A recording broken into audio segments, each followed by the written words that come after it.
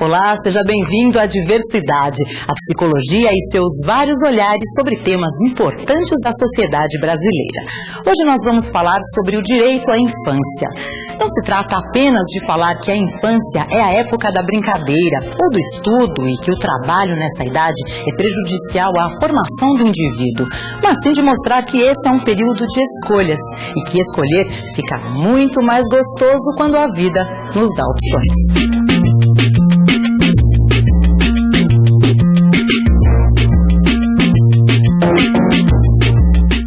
No programa de hoje você vai ver: diversidade foi às ruas saber. Criança pode trabalhar?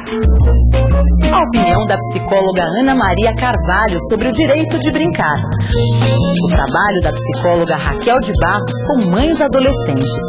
E uma entrevista da psicóloga Graça Marquina Gonçalves com o coordenador da ONG Camará, João Carlos Guilhermino da França. Todo mundo sabe que o trabalho infantil é proibido por lei. Mesmo assim, as imagens de crianças trabalhando em carvoarias, olarias e na colheita de cana-de-açúcar continuam sendo divulgadas e marcando a nossa memória. O trabalho no campo é pesado e difícil, mas nas cidades isso não é muito diferente.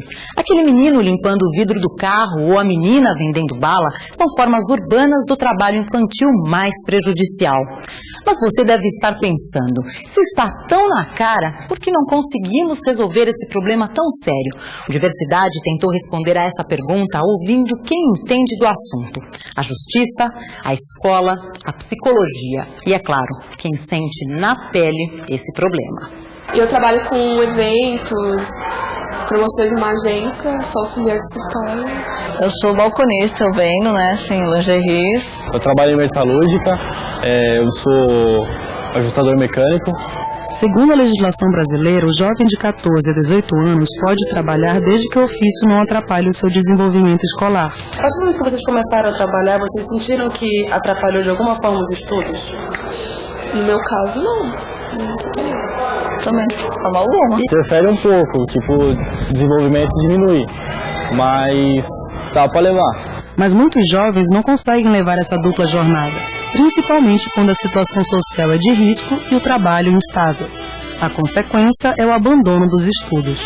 Quanto tempo tu trabalhas, por exemplo, assim, faz qualquer tipo de trabalho na rua, qualquer outro lugar? Quanto tempo, assim? No Farol é uns 2, 3 anos. Aí nos outros lugares também, 2, 3 anos só. E sempre, não, mas antes eu me dedicava no estudo, antes de vir pro Farol. Eu nunca pensei em trabalhar no Odinho, meu irmão que me trouxe. Aí depois eu comecei a trabalhar, larguei também a escola nem... Nos meios urbanos, o trabalho infantil não se dá, via de regra, por um adolescente que está numa fábrica indevidamente ou que está num comércio como vendedor. Se dá, sim, pelas crianças e adolescentes que estão nas ruas, vendendo balas, vendendo flores, ou fazendo ali malabarismos para obter ali algum dinheiro, algum trocado. Nos núcleos urbanos, o principal aspecto do trabalho infantil se dá nessa situação. Mas quais os motivos que levam crianças e jovens a largar os estudos e a trabalhar? Você também na rua, você aprende mais também. Vendo os outros mais velhos, você aprende, aprendendo e vivendo. Na verdade, a gente poderia dizer assim, a questão é muito mais complexa do que simplesmente a ideia de que o adolescente entra no trabalho, daí não dá para conciliar com a escola, então ele sai. Na verdade, ele entra no trabalho, muitas vezes, porque ele também está desmotivado com a escola, Ele está passando por esse processo. Muitas vezes, para você continuar na escola, você teria que ter um professor que desse aula e que tivesse uma visão da escola ampliada. Ou seja, a escola não é feita hoje mais só para transmitir conhecimentos. Ela é para preparar as crianças para o contexto que ela está vivendo. Outra causa desse trabalho precoce é a situação econômica da maioria das famílias brasileiras. Acima de tudo é a má distribuição de renda do país. Você tem má distribuição de renda. Então você tem um número muito expressivo de famílias que estão ali na linha de pobreza ou abaixo dessa margem de pobreza. A partir desse momento, a criança e o adolescente passam a ser complementos de renda familiar. E por essa necessidade de complemento, é que se acaba verificando essa situação.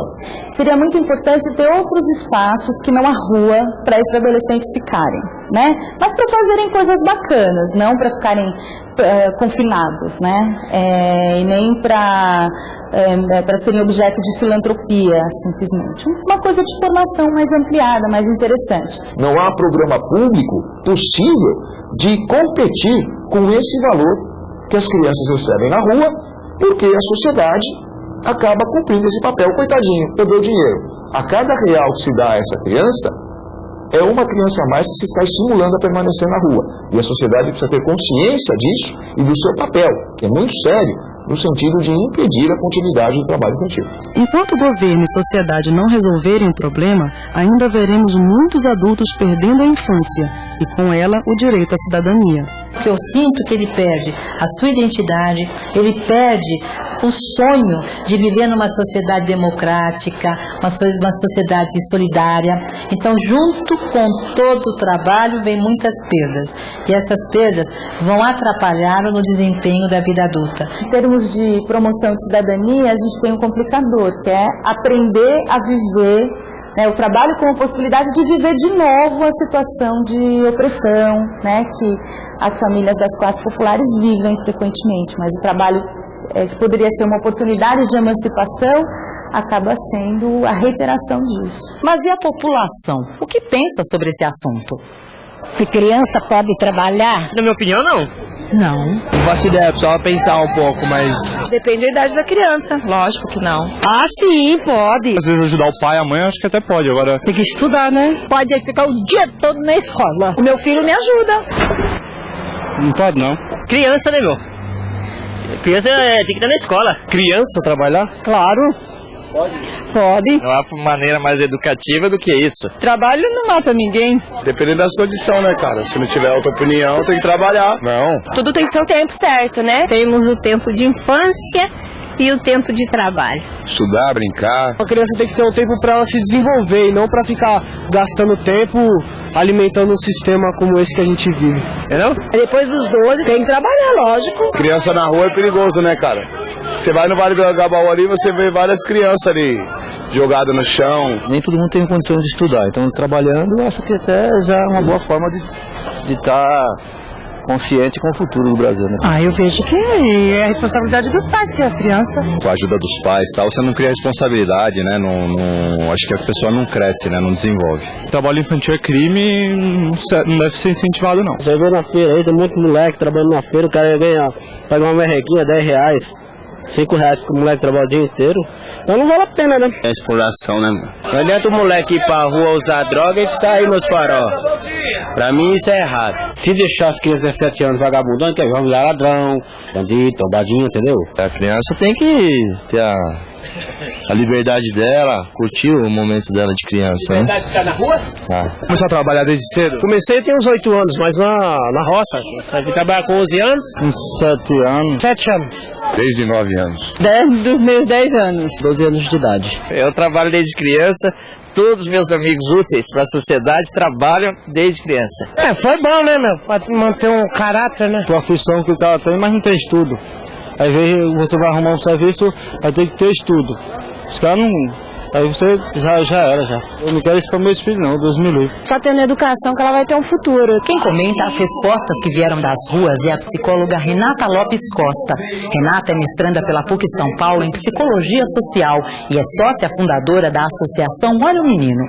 Trabalhou na Fundação Abrinq, sendo secretária executiva da Rede de Monitoramento Amiga da Criança. Tem bastante diversidade aí e eu vejo que tem por um lado uma vertente que é contra o trabalho infantil, né, e até que segue um pouco mais o que está na legislação, que a legislação brasileira, que o Estatuto da Criança e do Adolescente realmente proíbe o trabalho de crianças, e tem uma outra vertente que é a favor e que reconhece aí alguns benefícios que o trabalho da criança pode trazer para a criança e para o desenvolvimento dela. É lógico que tem aí algumas nuances que precisam ser consideradas com cuidado e tudo, mas é muito interessante trazer a fala aí dessas pessoas, até para a gente poder sair de um discurso que eu acho que no meio, entre os especialistas, entre as organizações sociais, tem ficado um pouco massificado, que é o discurso que começa nos anos 90, com as grandes campanhas pela erradicação do trabalho infantil, pela erradicação, então, pela eliminação dessa forma de trabalho, e que acaba tendo como uma das consequências uma predominância de um discurso de denúncia em detrimento de um discurso informativo, tanto na mídia quanto nas organizações sociais, no poder público, na sociedade em geral. Diversos historiadores, antropólogos, psicólogos têm feito alguns estudos observando diferentes culturas e diferentes momentos da história e têm apontado que nem sempre o trabalho é nocivo para a criança. Acho que em alguns momentos esse discurso da erradicação do trabalho infantil foi importante, às vezes é importante porque a gente sabe que em grande parte das vezes o trabalho da criança acaba tendo como consequência graves violações de direitos, mas em outras vezes isso não é real. Então, em culturas indígenas, por exemplo, muitas vezes o trabalho está muito atrelado, está fortemente atrelado com a educação e tem um papel, uma função socializadora ali super importante. Então, acho que essa resposta é um tema muito complexo para ter uma resposta única e fácil e reducionista. Eu acho que precisa ser melhor discutido, o que precisa ser combatido ou trabalhado são a perspectiva, os prejuízos que o trabalho pode causar para a criança. Isso realmente a criança precisa ser protegida disso. Mas é possível que o trabalho também aconteça de outras formas e que em determinados contextos ele traga benefícios para a criança. Brincar é um direito e não só para as crianças.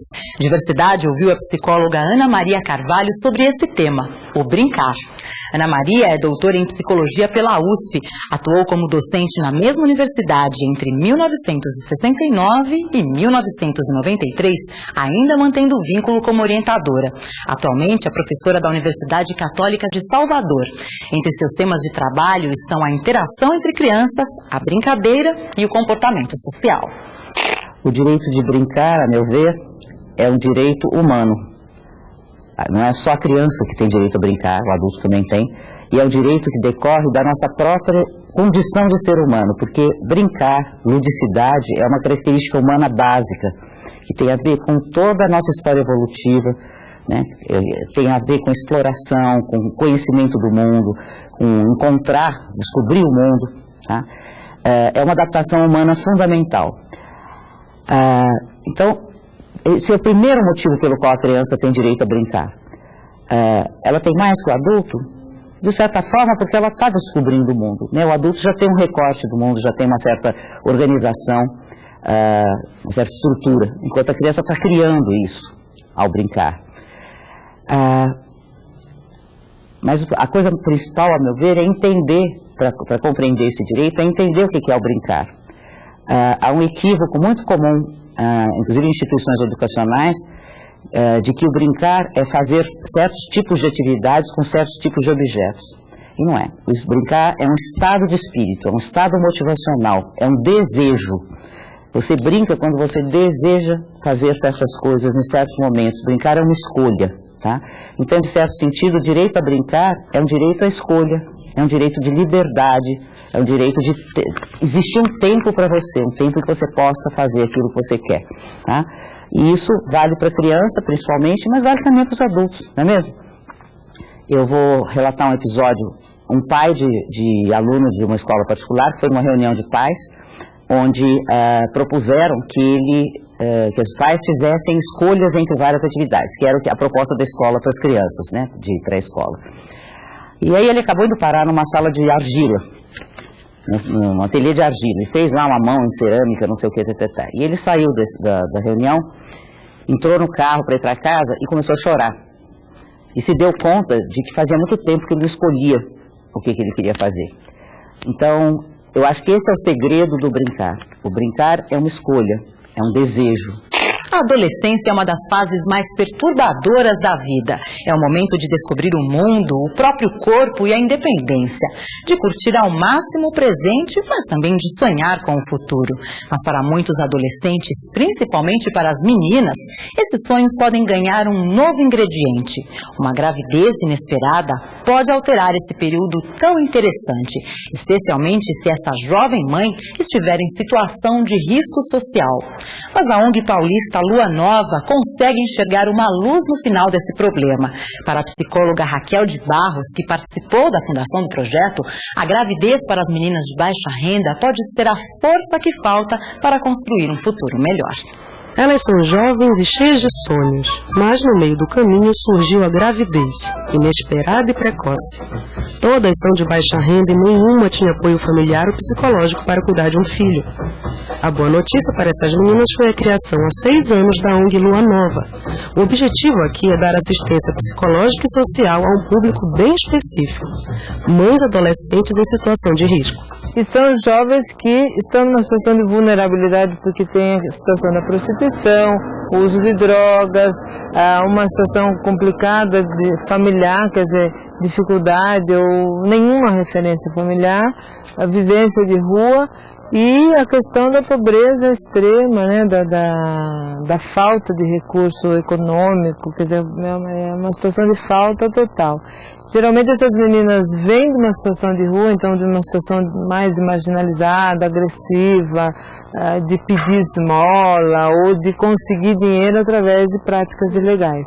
E com filho. A psicóloga Raquel de Barros trabalha na Lua Nova desde o início do projeto. Para ela, a condição social dessas jovens gerou a necessidade de aliar o tratamento psicológico à profissionalização e à geração de renda. Como é que você trabalha o potencial de dizer, não, você pode ser mãe, né? Se ela saindo dali, ela não tem dinheiro para comprar leite, se ela não tem nenhuma mãe, nenhum pai, ninguém para fazer isso. Quer dizer, é incoerente para esse tipo de trabalho, para a nossa missão, que a gente não trabalhe questões concretas. Então a gente foi agregando ao trabalho psicológico, a psicoterapia, a questão, né, de você pensar, enfim, essas questões mais práticas de geração de renda. Um dos projetos é a fábrica de bonecas de pano, o outro é na área da construção civil. Aqui, as meninas não só aprendem uma profissão, como também constroem suas próprias casas. A gravidez na adolescência é um problema que atinge todas as classes sociais, mas para as meninas de baixa renda a situação é bem mais complicada. É por isso que a Lua Nova mantém projetos de capacitação profissional em várias áreas. Afinal, quem gera uma vida só pensa uma coisa, botar a mão na massa e construir um futuro melhor. É muito importante. É uma coisa que, presente, né? Nós estamos trabalhando para nós mesmos, vamos morar na casa sem ninguém atrapalhar, só nós, eu e minha filha e Deus. É muito importante isso, nós estamos sabendo que nós estamos fazendo uma coisa que vai ser bom para nós e para nossos filhos alguns anos depois. Não é apenas com a geração de renda que a Lua Nova promove a autoestima dessas jovens mães. Segundo Raquel, é necessária a valorização da vida gerada por essas meninas. Na classe baixa, com essas meninas que a gente trabalha, ela tem os dois lados, né? Ela também tem esse lado de você queimar uma etapa, de você assumir novas responsabilidades ou responsabilidades que você não estava pensando naquele momento, uma criança cuidando de uma outra criança, enfim. Mas tem um outro lado, que é o lado que a gente tenta resgatar, que de alguma forma aquela criança, ela é uma produção, ela é alguma coisa, é uma construção positiva daquela pessoa. Porque aquela menina, ela é sempre uma menina que sempre foi maltratada, ela sempre foi colocada como alguém que não faz nada de bom. Mas os resultados não acabam aqui. O trabalho feito com as meninas da Lua Nova é levado para toda a comunidade.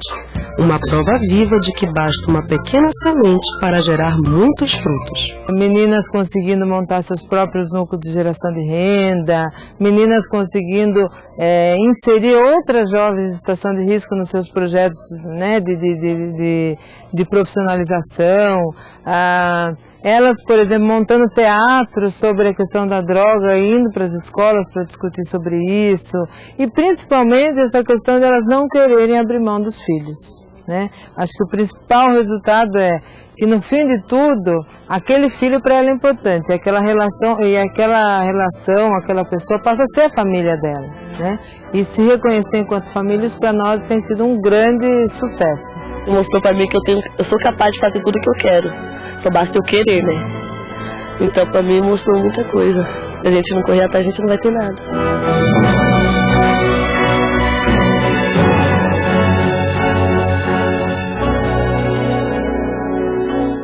João Carlos Guilhermino da França é engenheiro por formação, mas não foi na construção de prédios e grandes obras que ele resolveu deixar sua marca nessa vida. João Carlos coordena a ONG Camará em São Vicente, na Baixada Santista. A ONG trabalha no acompanhamento de adolescentes em situação de exploração sexual, desenvolvendo alternativas de formação e de geração de renda. Com um trabalho ativo em diversas comissões municipais, estaduais e federais, João Carlos insiste na construção de políticas públicas justas, um batalhador de uma causa que deveria ser de todos nós. João Carlos, eu queria ouvir um pouco a sua experiência, que você tem uma experiência interessante numa área bastante delicada aí, quando a gente fala da nossa juventude. Eu queria que você falasse um pouco de qual é o seu trabalho, de algumas questões que você percebe no tema da exploração sexual dos nossos jovens. O que você tem para dizer, assim, para a gente começar a nossa conversa? Tá, bom, a gente tem muito a dizer, porque o tema ele é muito difícil, ele é muito complexo, né? Quer dizer, todas as nossas iniciativas para enfrentar esse problema, elas precisam também olhar o problema por muitos ângulos. Nós começamos o nosso trabalho lá no Camará, primeiro enfrentando a situação das meninas que faziam programa, né, se envolviam em programas sexuais, e a gente começou com o trabalho do atendimento psicossocial. A nossa primeira experiência foi procurar olhar para essas pessoas, para essas meninas. Nós começamos o nosso trabalho acompanhando meninas e tentando entender com elas o que é que levava aquelas meninas a se colocarem naquela condição, né? E a gente foi acompanhando com elas muitos fatores, né? Os fatores, os fatores estruturais da nossa sociedade, né? As relações familiares, por conta dessa enorme desigualdade que a gente tem no país, também produz muito risco, muita vulnerabilidade. Então, a nossa primeiro investimento foi, com os recursos da psicologia e do atendimento psicossocial, chegar mais perto dessas meninas, né? Aos poucos nós fomos entendendo que, à medida que a gente se aproximava, criava vínculo, escutava as histórias e conseguia criar com elas uma relação de confiança, quer dizer, quando a gente se tornava referência para dialogar, para conversar com elas, aí a gente precisava disparar outras ações, né? Isso nos levou diretamente para o debate sobre as políticas públicas, porque aí a gente tem o nosso campo de discussão mais forte que ainda precisamos fazer, né? Como é que estão as políticas públicas no campo da educação, na própria saúde, as políticas culturais, de geração de trabalho e renda, né, para poderem oferecer outras possibilidades para essas meninas, né, a partir do momento que elas fazem a crítica desse lugar que elas estão colocadas. Eu entendo que é uma dificuldade você tirar de uma situação que, com todos esses problemas, acaba oferecendo uma saída ilusória, uma possibilidade, mesmo que ilusória, para uma situação onde encontrar alternativas também de ter uma atividade remunerada, de poder ter um projeto de vida, não é tão simples. Né? Veja, né, Graça, como isso vai levando a que os profissionais, os educadores e as pessoas, a sociedade como um todo, ocupem outros lugares também, porque essas políticas elas não estão prontas. Né? As políticas públicas, né, que vão gerar essas oportunidades para esses sujeitos conseguirem estabelecer novos projetos de vida, elas não estão prontas. Né? Então, veja, né, o circuito da vinculação com esses sujeitos no seu modo de vida, né, nos espaços por onde ela vive e circula, e passa por todo um processo de reflexão crítica sobre o seu lugar social e exige de nós que a gente também passe a ocupar os lugares em que essas políticas são construídas. E aí nós saímos desde o acompanhamento da rua, passando pelas instituições e chegando nos espaços de formulação de políticas. Você acha que, exatamente, né, identificando a necessidade de ter políticas, essa questão de ser reconhecida como uma questão, né, de tem que ter atenção, né, pública, mas você acha que o tema da violência, da exploração sexual, ele já tem a visibilidade que precisa em termos da sociedade, já tem o reconhecimento de que é uma questão séria, o suficiente até para a gente ter mais pressão na construção de políticas públicas, ou ainda a gente tem aí uma necessidade de estar debatendo mais amplamente, porque as pessoas se convençam que é realmente uma questão muito grave que atinge a juventude e até a infância, infelizmente, né? Eu acredito que ainda seja necessário que a sociedade como um todo, e os programas de governo, a mídia precisa cumprir um papel também muito importante, né, em dar mais visibilidade, mas dar mais espaços para a crítica dos fatos que muitas vezes são reportados e são trazidos à tona, mas com pouca reflexão. Né? Então, como é que se muda o olhar se você não, a partir de um fato, não promove, né, uma análise dos vários fatores que geraram aquele fato? A ANDI tem contribuído muito, né? A Agência Nacional dos Direitos da Infância contribui muito porque ela convoca os operadores, né, da comunicação social a que façam esse tipo de reflexão. Né? Ao se colocar na pauta da sociedade fatos que incomodam, né, que nos angustiam, é necessário avançar e ir a fundo para analisar os diversos fatores que produzem aquele fato. Fatores como a arrogância, né, daqueles que estão no poder, né, as nossas elites econômicas, políticas, né, elas tratam essas questões às vezes com tanto cinismo, e isso é uma questão cultural gravíssima que a gente precisa enfrentar. Isso tem que ser desmontado. Isso vai ser desmontado à medida que se falar mais sobre isso, né? Vai aí uma dica cinematográfica sobre esse tema. É o filme Anjos do Sol, primeiro longa-metragem do diretor Rudy Lagemann. Anjos do Sol conta a história de Maria, adolescente que é vendida pela família para um traficante de crianças. A prostituição é o destino que a aguarda. Um tema forte que deve ser encarado de frente pela sociedade. Que o cinema seja bem-vindo nessa luta contra a exploração sexual de crianças. Vale a pena conferir. O filme está em cartaz nos cinemas. É isso. Diversidade fica por aqui. Vejo você em nosso próximo programa. Até lá!